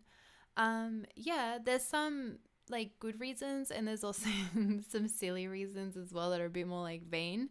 But the first reason is that I think I would have always shot with the live view even on DSLRs if that was like an option. I remember like on the 5D4 I was like kind of hoping I could do that, but it's always so slow on DSLRs to shoot with the live view, so I'm kind of like forced to use the viewfinder. But I like it because I feel like your face is not buried like behind a camera, so you're a bit more open to conversation and talking to your client. I feel like this is especially helpful, not so much with models who are pretty comfortable being in front of a camera, but when I've got wedding couples and people, like just normal people that I'm taking photos of, like makes them feel a little bit more comfortable to be able to see a face, because it is really weird like looking at a camera. So yeah, it's kind of like that nice openness to talk to people.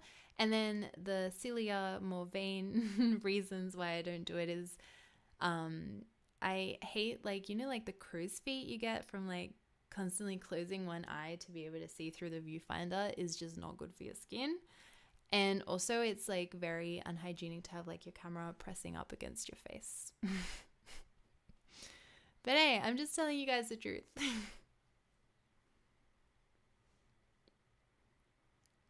It's near Hurstville. Oh, I'm going to check it out. I'm always looking for new places to go. I had like some hikes and stuff planned around like Sydney, not Sydney, like Greater Sydney, but it's been raining a lot and I'm not really sure if we should be going out and stuff. So maybe next year.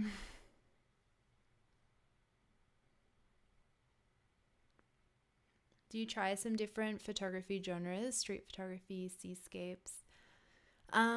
Street photography, yes, it's super fun to do. I'm a little reserved about sharing a lot of it online.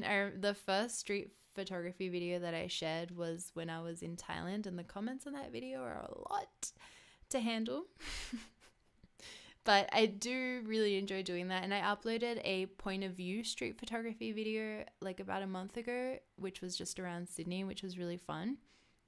And then seascapes and like landscape and nature and stuff you see a lot in my travel vlogs, which I obviously haven't uploaded any this year, but if you go back and look at my old ones, like one of my favorite ones was my travel vlog from Scotland, and then also my main travel vlog from Thailand as well, and I took heaps and heaps of like landscapes and stuff like that.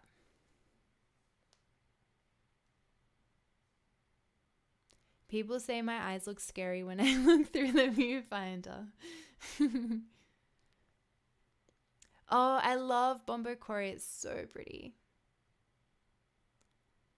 The makeup artist that I always work with, she actually did a photo shoot down there and it looks amazing.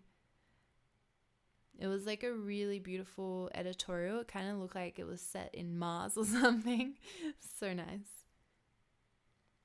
Will you color grade your photos today too? No, just the culling today. I'm actually going to head off soon. I just want to answer a few more questions. But maybe, don't hold me to this, but maybe we'll live stream again tomorrow. I don't know if you guys would want like the same time or if I should try like maybe a different time. Maybe we can edit tomorrow.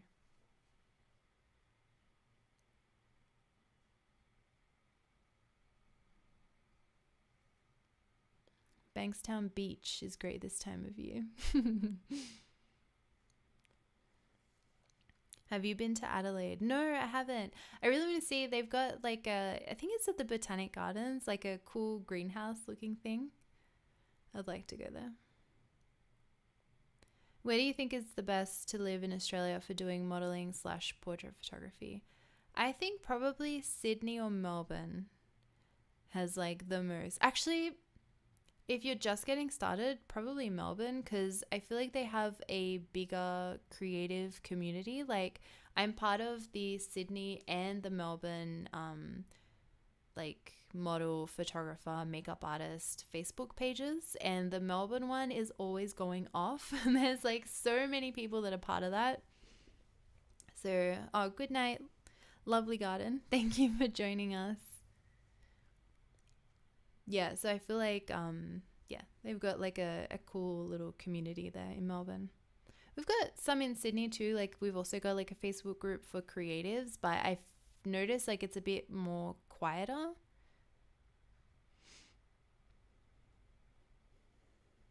Have you been to Byron? No. That's another thing that's on my bucket list. It looks so nice.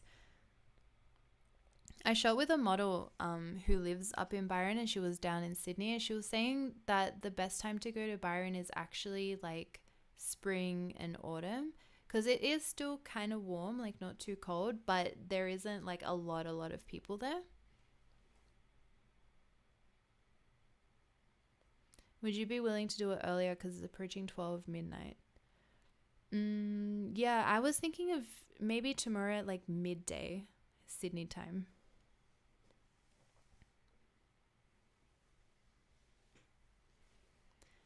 Thanks to your video, I recently decided to buy a 35 1.4 for my EOS R because I love the environmental style, the distorted look, and the dynamic it gives to portraits. Couldn't be more happy.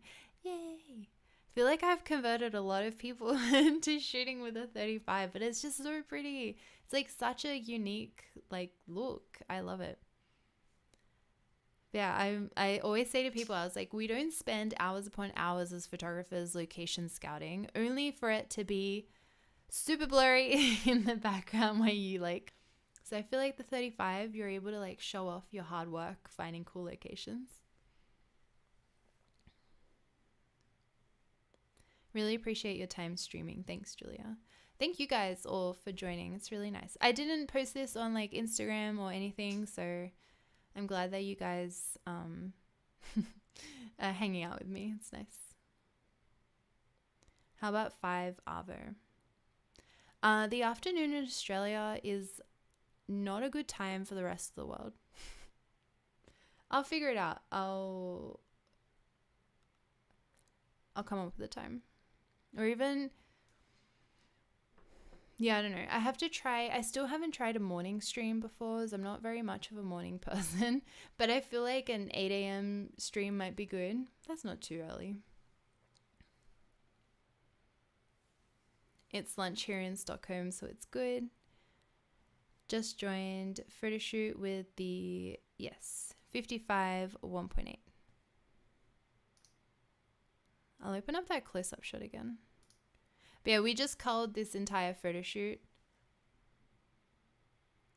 Wait. Explain Arvo for us international viewers.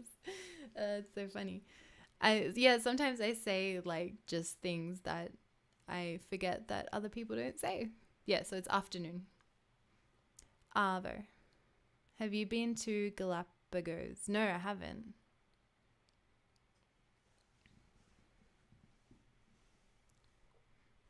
Yes, I agree with spring and autumn for Byron Bay. It can get very hectic in summer.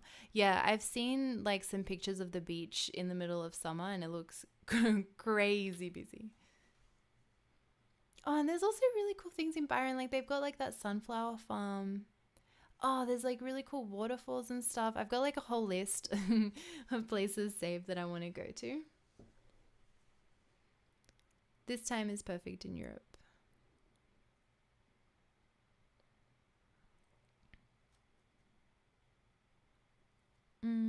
Adelaide is too quiet. Melbourne and Sydney, I think, are too busy and too competitive.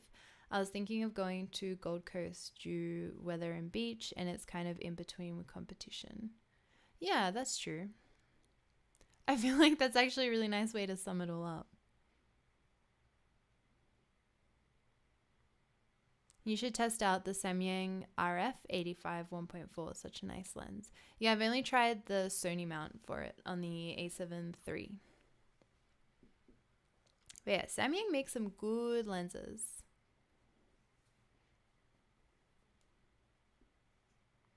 Try Crystal Palace in Byron. I'm going to write down all your recommendations in my notes.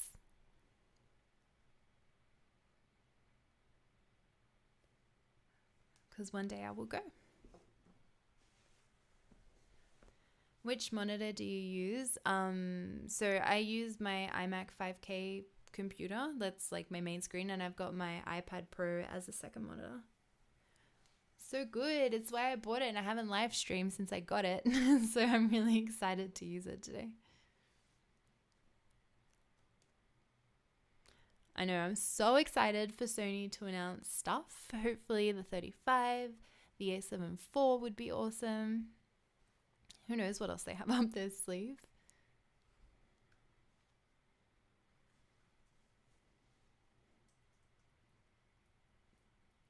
Wonder which one I would post to Instagram. I feel like this one. I did edit it for the thumbnail. What do you think about multiple exposure? It doesn't really work with portrait photography that much because you'd have to get your subject to stay still, which is almost impossible, I think, for humans. So I haven't really used it a lot, so I don't have a lot of experience about it. I feel like I'd probably post this one too.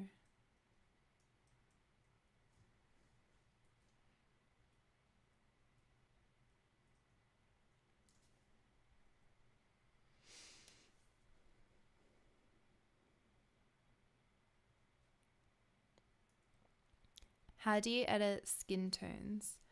Let me open up this. I would usually use the, where is it? Color mixer? Okay. I'm used to Lightroom, and then now Camera Raw has gotten like this update. So you can use the reds, oranges, and yellow hue to play around with your skin tone. So I feel like sometimes when you're applying like a colored filter to your photo, this is a good way to like fix it up. So if you've applied your colors and your skin is looking good, then I personally wouldn't touch the hue of reds and oranges. But if it's looking a little bit funky, then I just use this to adjust it. So maybe if I bring down the exposure. So if you bring it down, it's like more like pinkish skin tone. If you bring it up, it's like a bit more orangey yellow. And then the same here, that'll be like more yellowy green. I feel like I usually bring the oranges down to be a bit more reddish looking. And then I usually keep the reds on 0. I like hardly ever move this. But yeah, if you're using, is that the tool? Okay, so the Lightroom's got a tool like this as well. So you could also like click and drag the skin around too.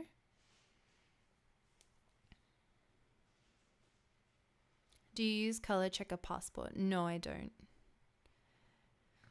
I feel like for my photos, like wedding photography, portrait photography, YouTube videos, like having like exact color is not the most important thing. If I was doing like more like studio e-commerce kind of work, which I don't do anymore, then I would use that because you want like the outfit to be the right color for when they post it on their website. I use Photo Mechanic to cull my photos.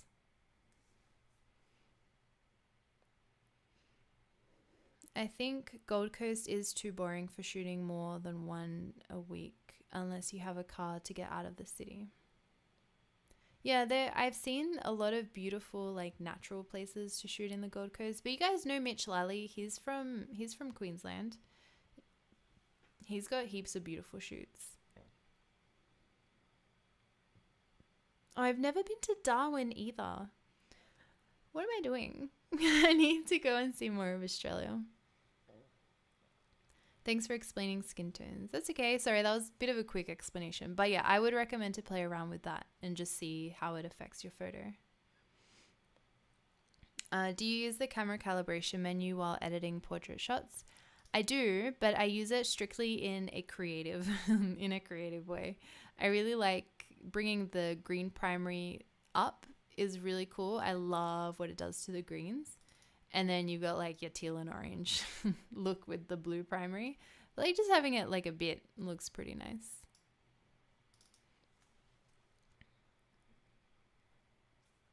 Oh, Crystal Castle is Crystal Castle, the lighthouse. I've seen so many photos of that lighthouse. And is that where you have the lookout where you see like just the whole line of like the ocean? So pretty. Minion Falls Waterfalls. I think that's the one that I have on my list that I really want to see. Thank you for the recommendations. It's 6 a.m. He is still watching the stream. Please don't tell me you just stayed up or you just woke up.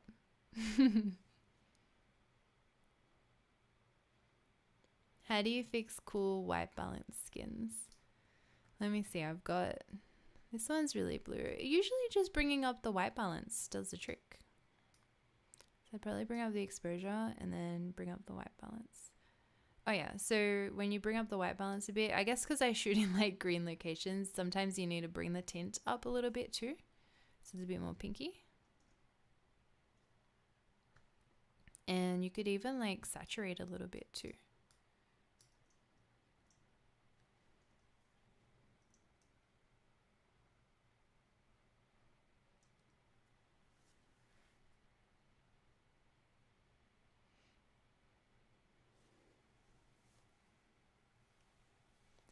$50 versus $35 on crop sensor, your pick. So if you have a 35 on a crop frame, it'll look like a 50 full frame, and if you have a 50 on a crop frame, it'll look more like an 85. If it kind of depends on like the situation. I think if you are getting your first and only lens for a while, then I would probably go with the 35 on crop sensor, which is like a 50 full frame equivalent, just because I feel like it's more versatile and you're able to shoot more things. Whereas the 50 crop frame, which is 85 full frame, I feel like is a little bit more restrictive, if that makes sense, because it's like so zoomed in. Border closures in New South Wales, am I right? Yes, nobody wants us. I think, did they close it from, was it last night? I know WA definitely has like a hard border from the rest of Australia in general, but then, yeah, Queensland, Darwin, Melbourne, Tasmania, Adelaide. Have either already closed their borders yesterday or are closing them like today and tomorrow?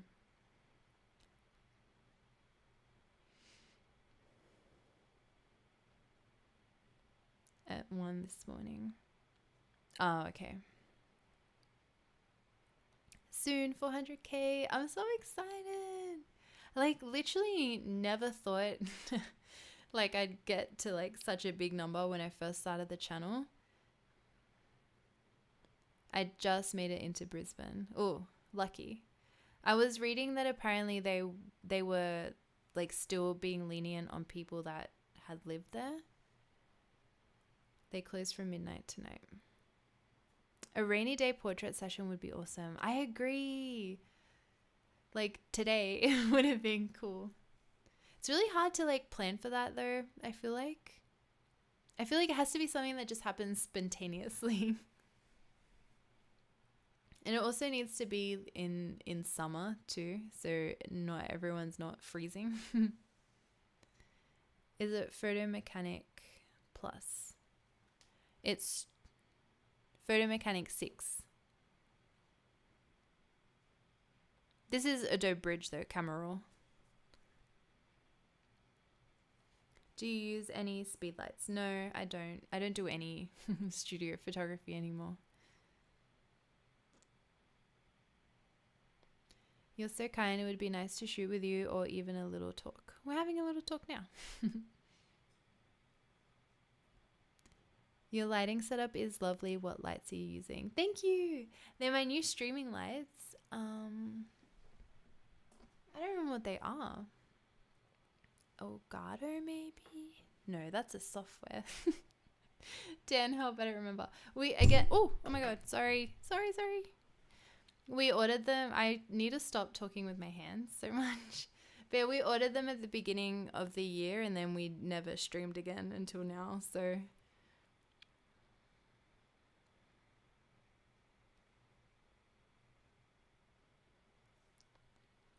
Yeah, they're so good. They're just, sorry.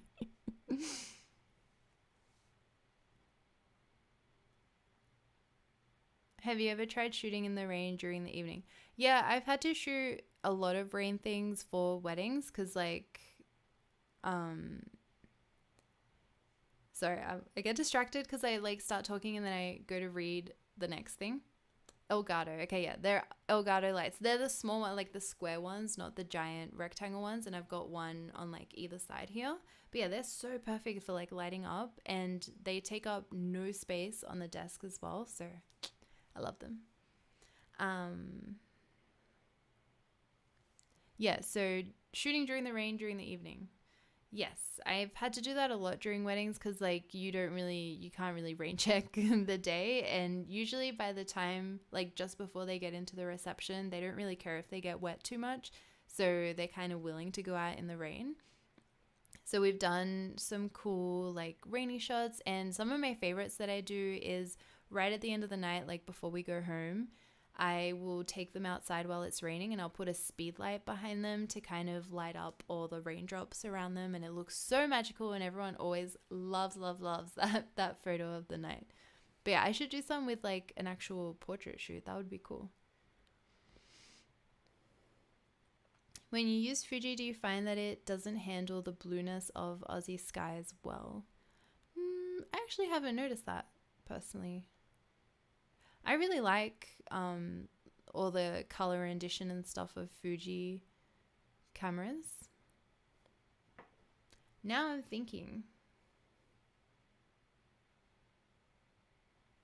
Yeah, I feel like their skin tones are super beautiful, and I also really like how the greens look, if that makes sense.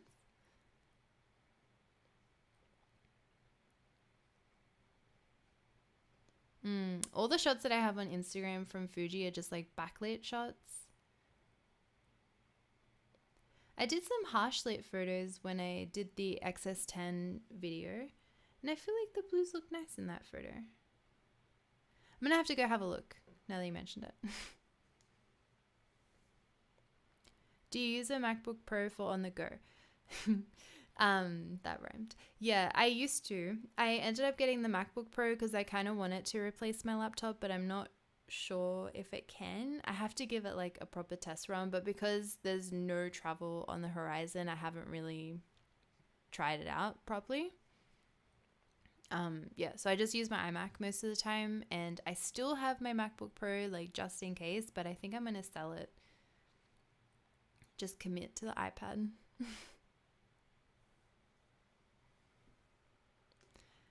All right, guys, I think that is all for today. I really want to stream again, maybe tomorrow, maybe at a different time. But yeah, otherwise there'll be a few more streams before the end of the year for sure.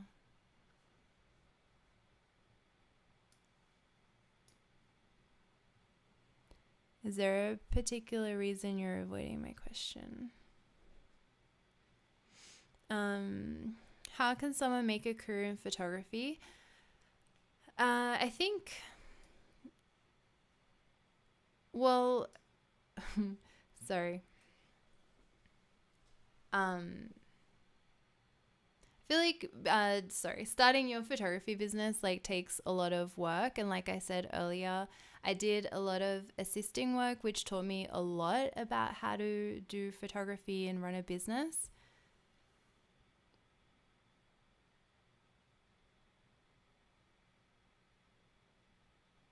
Thank you, guys.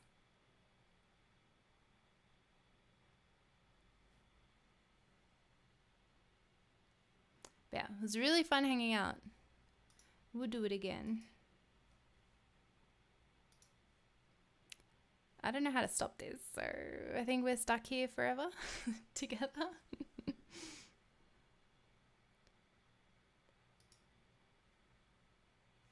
4 a.m. Oh my gosh, thank you for staying up. Can we expect a Christmas stream?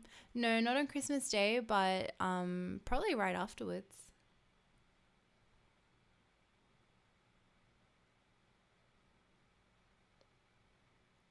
Advanced 400k, congrats to you. Thank you. I'm so excited. I keep refreshing. I'm like, when's it gonna happen? I need to take like a screenshot.